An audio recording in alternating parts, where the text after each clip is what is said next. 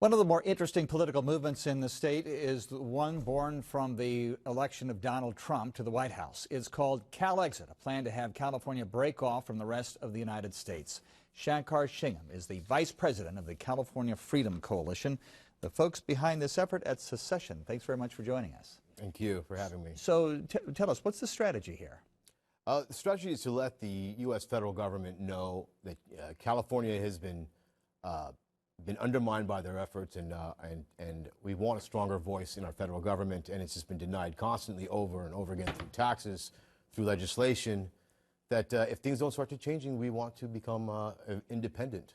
So this would, your effort is to get this on the statewide ballot, correct? So exactly, yes. We have an initiative up right now. We're still waiting for the AG to release it. We do have an initiative up, and it's asking our governor to head over to D.C. and ask Congress, demand Congress for voter reformation, because that's essentially the root of what's wrong with why California can't have a say. So end gerrymandering, end voter suppression, abolish voter suppression, enforce campaign finance reform, and set a timeline for them to do it. If they don't meet it, we will be autonomous. We'll have an autonomous California. Right, but the problem is that it's been tried before. Texas wanted to become independent after Barack Obama was elected. The only time, it's never been successful. There was a time where a nation state tried to forcefully leave the Union, and that started the Civil War. So what makes you think this can actually happen? Well, first off, this is an absolute nonviolent movement. The only way it's going to work is if it's nonviolent. Second, to answer your question bluntly, we're California. We do a lot of things that's illegal federally that we just do here anyways. Marijuana, sanctuary cities is going to happen. In fact, you might as well already consider us independent and look at the governor's office. They're already having their own foreign policy, creating their own revenue through immigration with Mexico. So secession, in the traditional sense that you were talking about, that you were just describing briefly, that is one way of doing it. That is a wrong way of doing it. That's a violent way of doing it. And those goals that they had were absolutely immoral goals. One was slavery. Right, I understand. But the Constitution stipulates how you can become a state, but it doesn't stipulate how you can leave the Union.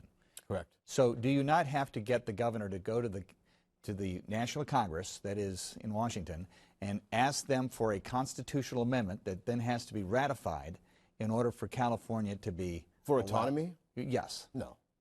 See, if we do that, then we're asking permission from another government, another authority. We have to establish ourselves as our own first. Right. There are 58 counties in California. A number of them voted for Donald Trump.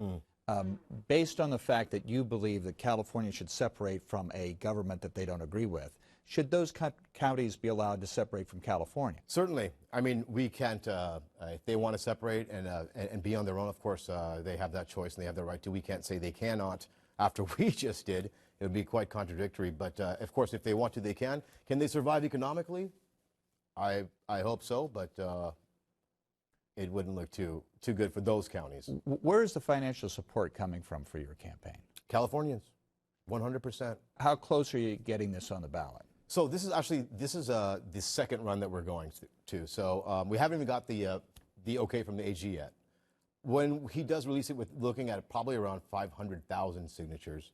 So right now we are doing fundraiser drives up in Northern California, down here in Southern California, and just try to raise enough funds for a petitioning company and to get these signatures, because there's no way that a common household, you and me, are going to go out there and stand and collect signatures. Or we're just not professional enough. We need to. And finally, what will the country, the new state, be called? The Republic of California? Exactly. Instead of California Republic, it'd be the Republic of California. Shankar, Vice President of the California Freedom Coalition. Thank you very much for joining us.